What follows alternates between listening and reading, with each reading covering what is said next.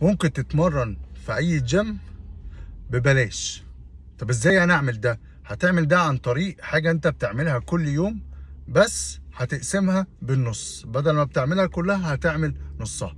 تعالوا اقول لكم ايه هي. لو انت بتشرب فنجانين قهوة، هنقول ان الفنجان القهوة ب 15 جنيه، يعني ب 30 جنيه في اليوم، يعني ب 900 جنيه في الشهر. ولو انت ولد وبتشرب سجاير، معرفش علبة السجاير بكام، بس نقول ب 30 جنيه، يعني انت بتدفع 900 جنيه في الشهر.